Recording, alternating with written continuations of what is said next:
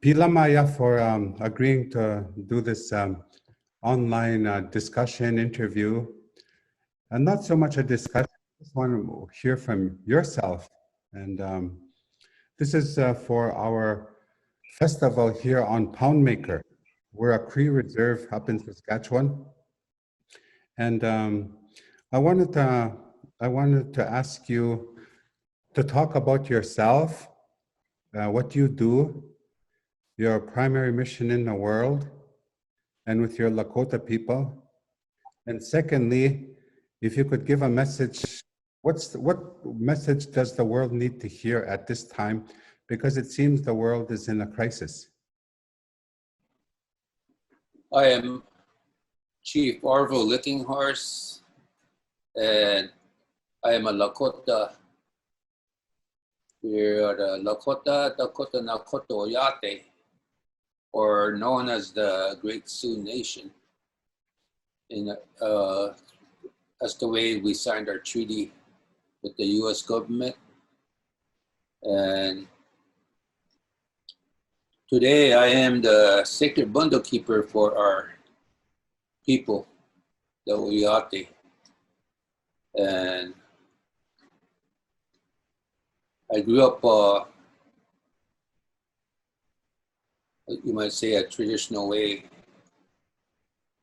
But no, we say, I am a fluent speaker in our language, the Lakota language.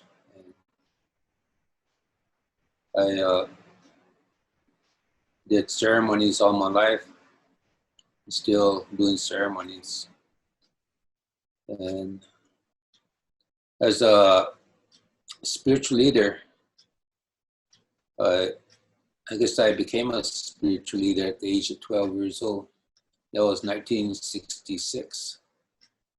And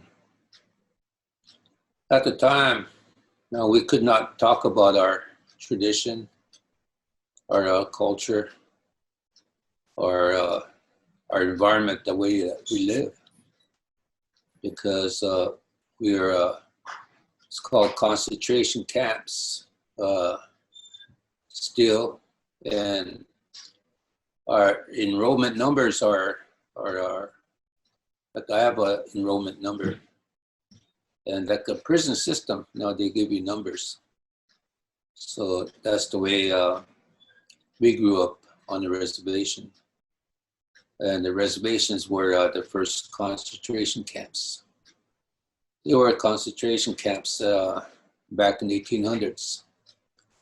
So I have a lot of history about our, well, every story has two sides. So you might say the Western society, or today we still know them as the progress. They accumulated in this coming of the non-Indians to our territory. And our territory is it's a very large territory that we exist from the U.S. Portion of Dakota territory. It's pretty large territory. Then it goes into Canada, our relatives up in Canada. So there was really no border until they made that border between U.S. and Canada. So I grew up in a time when our elders, they, I guess, spoke fluent Lakota language, and we never had electricity. We just doing our ceremonies and still, even though that they outlawed our religion back in the 1800s, that send our children to boarding school. I was in the last stages of the boarding school, and we were You might say boarding schools are like a military way, and short hair, and we a lot of cultural conflict because the way that we live on the reservation, and our way is to grow our hair, and in our traditional way of life, we go to ceremonies, and that's where like the elders said, that's all you can't lie. You can lie to the people, but you can't lie to the Creator. Because we know when you go into ceremony, it's like your hair is like a winter camp. We know everything about you. We know everything that's happened in the past. We know what's going on today. And we're going to know the future through our ceremonial ways. So I grew up understanding that perspective of ceremonial life. So you might say I am a very fluent Lakota speaker. I guess I still am, because I rather speak my language than speak English, because it doesn't mean the same word when you speak English. And speaking English, a lot of anger, a lot of violence. Speaking English, a lot of foul language. And in our home, being speaking Lakota language, there's no foul language, a lot of love and compassion. So I always tell people that the way that you are raised, through ceremony, being they call it hukshi azinkia, is to nurse that baby. Now woksape and na yuhapi, the sacred knowledge that came in our ceremonial way of prayer that was done to each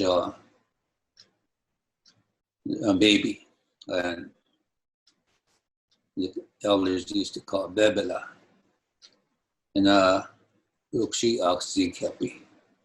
So when I go back into my ceremonial thinking of the language, and it's totally very powerful.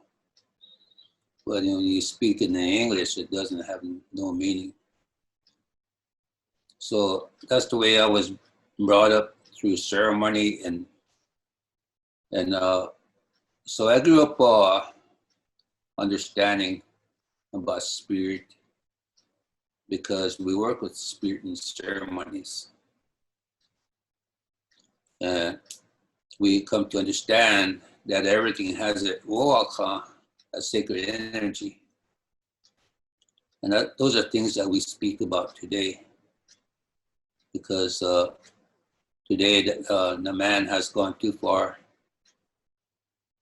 and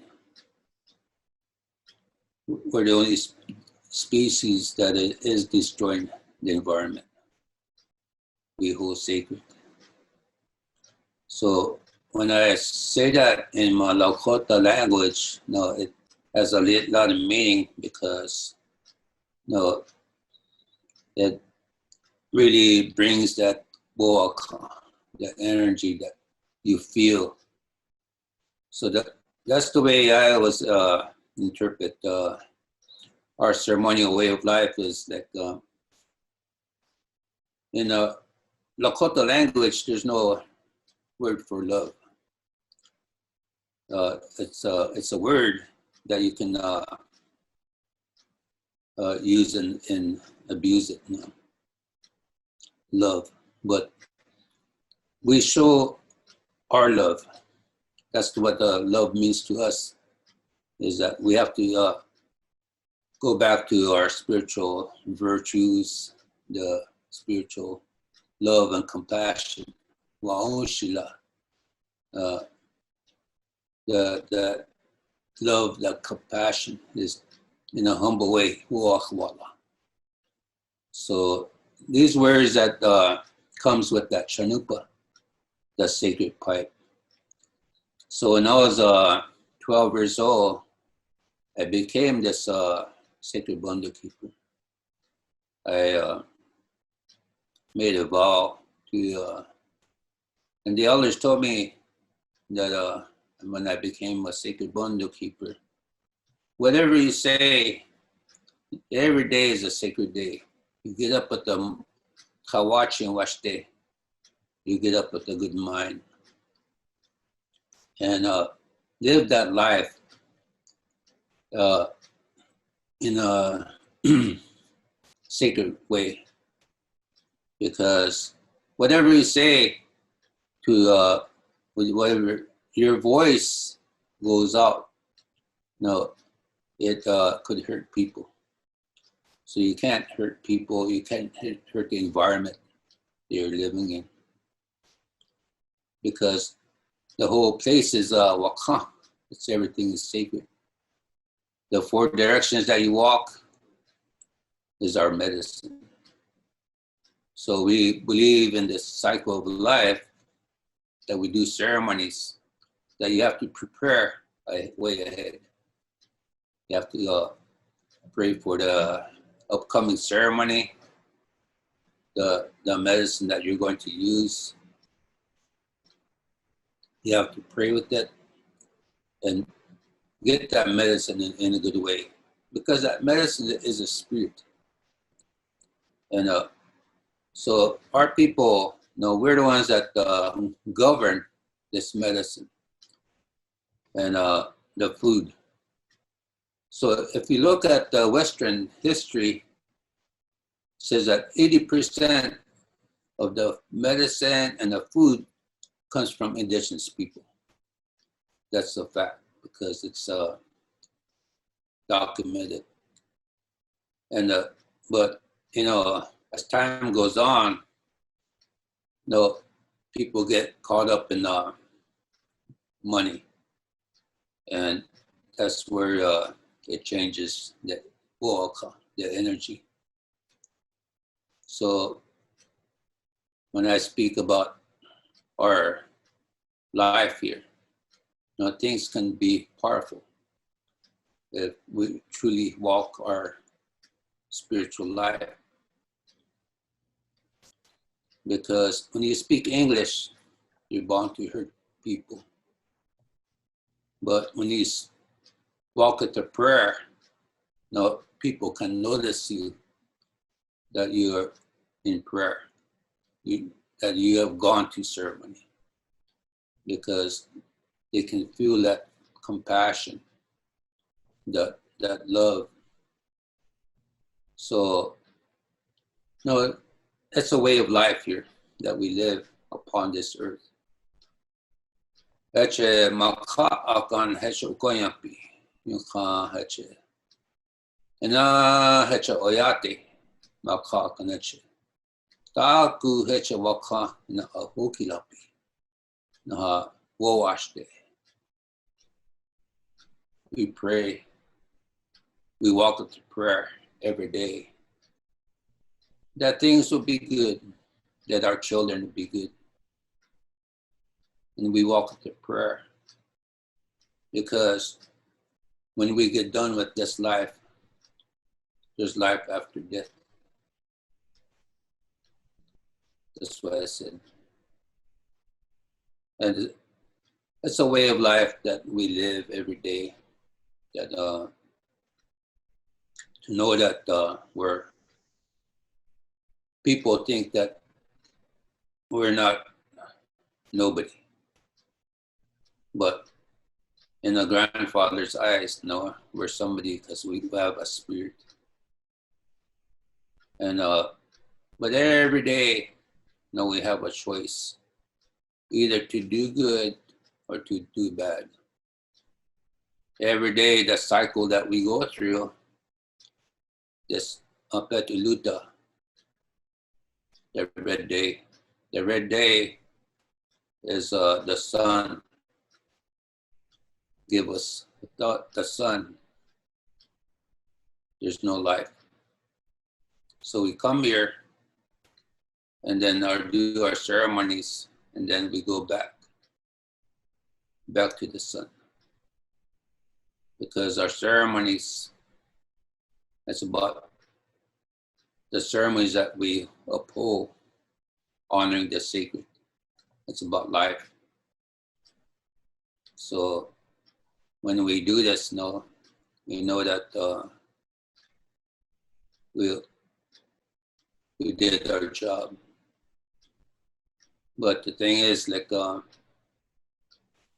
we can't hurt and carry that and walk with anger and hatred, because it doesn't belong to you.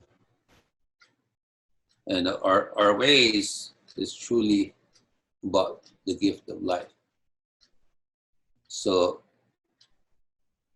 I really honor that you have asked me to speak in those ways. And when you come to an elder like me, you can probably speak all day. But I do talk to many people, and we have do a lot of work. You've asked me what I do today.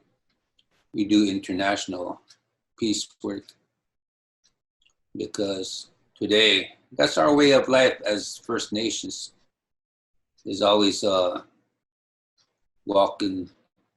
That's our prayer, everyday life. It's about wocheki, to pray, but you got to go through ceremonies to find that place in your heart, and then be recognized by the Oyate, the people. And that's all. We have leaders, because it's the people that do ceremony to honor, and someday they honor somebody to be a leader. So our traditional way, we earn that eagle feather. When we born, they give you they put you ceremony, and there's so much that needs to be explained about the birth, because that itself was a ceremony that could last for days. Like we have when a child is born, there's a ceremony where the father and the mother has to be there for this child to come. And then when the midwife, they give that baby to receive that child, the spirit, and give it to the mother. But there's a process there, a ceremony. And even the cutting that cord, that's why they choose the elderly, respected spiritual lady, a woman, to do that. Because if you cut it too fast, it's going to affect that child. And so there's a process, a ceremony, and where this child has to be nursed, and that way there's love and compassion. If you just pull that child away from the mother, there's gonna be complications. That child would never be right, full of anger, hatred, and and that's why I grew up with these grandmothers, and they explained how important it is to have home birth.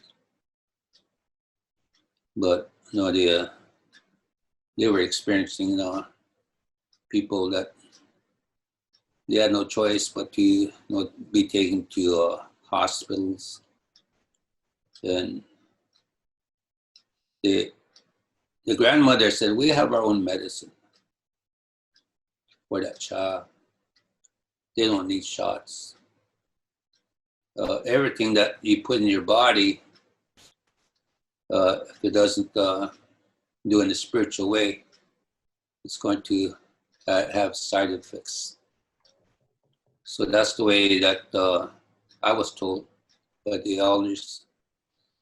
So all these elders that we did ceremonies, when I was very young at age, they're all gone today.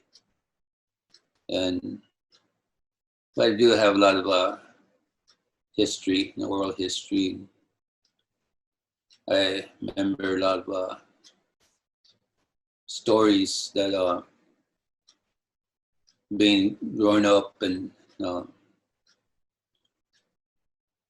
our stories, they're funny. There's some stories that are funny, or I have stories that relates to the trickster, the spider, how the spider tricked the people, and those are all stories that it means a lot to us, told us stories. So that's the way I grew up, was the stories and the beautiful life. And I never saw a drunk person until I was probably older in life, because they told me that they had so much respect for my grandmother that nobody comes around. They were strict. Nobody comes around drinking, or I remember this one time, this one man came back from prison because he did something wrong to a woman. And my grandparents, they never said nothing. They fed this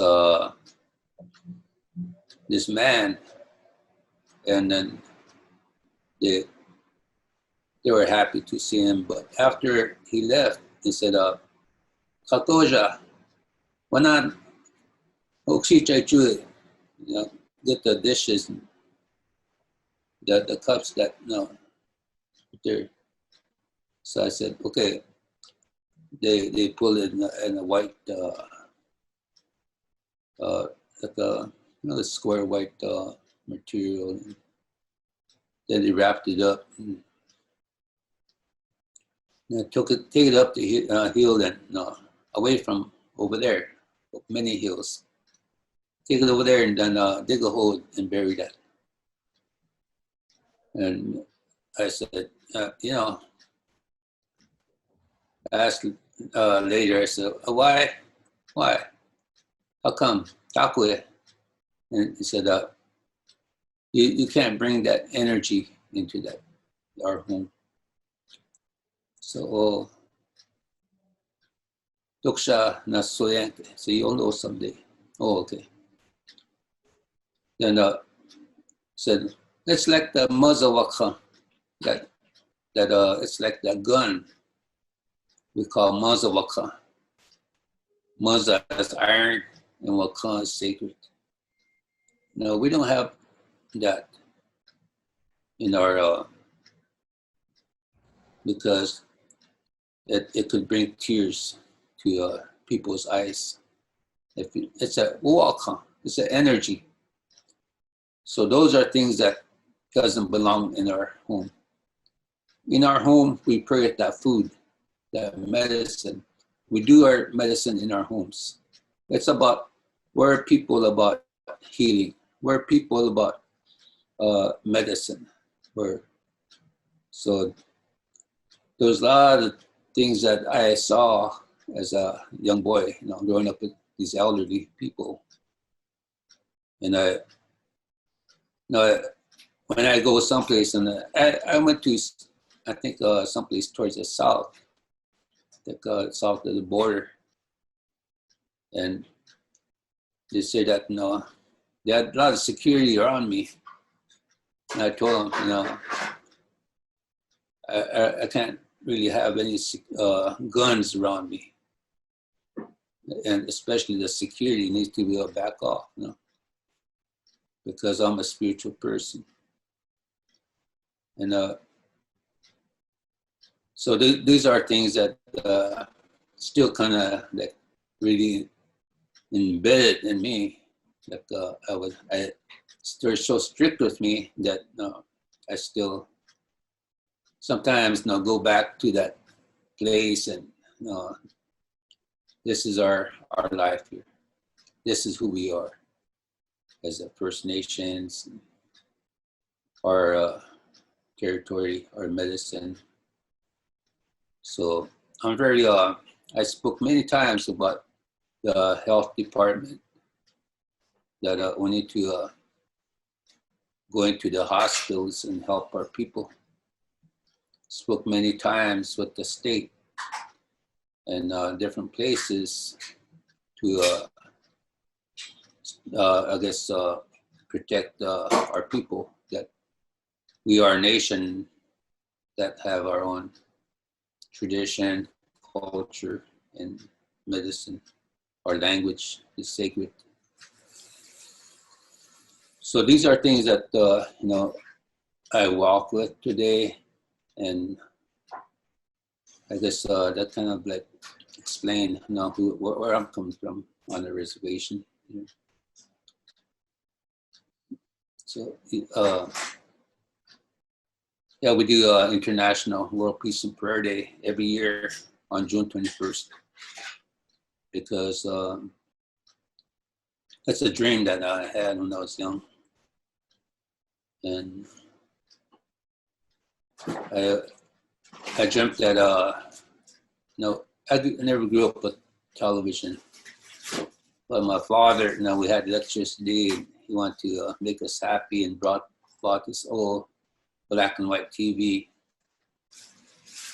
And so I, right after he bought that, my mother always watches that, as it's called, As the World Turns. And I was watching it. Then, but I had a dream about that. The earth was turning, and I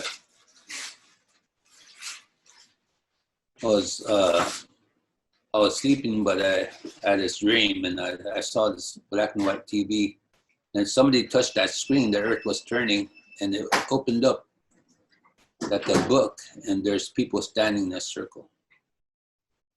And then it closed up. Then it was spinning again, and this person went and touched another part of the world. When it opened up, all these people are standing in a circle. And then they just kept doing that. Then I realized there's a fire in the middle. That's always been in back of my mind all the time. It wasn't until the early 90s when the first white buffalo was born, with the black nose and black eyes.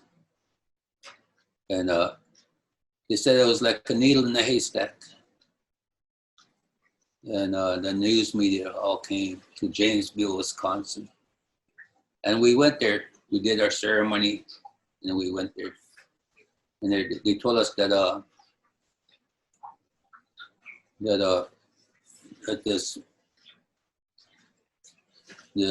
lot of news media, and we knew that it meant something too, because in our ceremonies they told us that And that's what I said when we delivered that message there, that we are at the crossroads. Either be faced with a lot of global disasters, earth changes, climate changes, different types of sicknesses and viruses, tears from our relatives' eyes, or we can unite spiritually from this day forward. So that was 1994. 1996, we did that first World Peace and Prayer Day. That was the first time we went back to our sacred place, Deva's Tower, Matrotipila. And Matrotipila is a bear lodge to all the First Nations people down here and all the tribes. And they call one of our most sacred places Devil's Tower. And we said that it's time they need to change that, because this is our sacred land here. But it's still in the court cases right now. So all my life I experienced a lot of court cases. We had a lot of meetings on treaties, and I'm always there at the treaty meetings because there was a pipe that Chanupa that was used, that was used to make a treaty, and they used the Bible and we used a pipe. So all the First Nations now we use a pipe. So that's the original pipe that I take care of. Is we have our spiritual laws. The wopre, and our wopre kilila wash akina eotefika. These are spiritual. The laws is very sacred, and we still hold them sacred. That's why they said. But today we are still exist in this world, and we still maintain our sovereignty. So I guess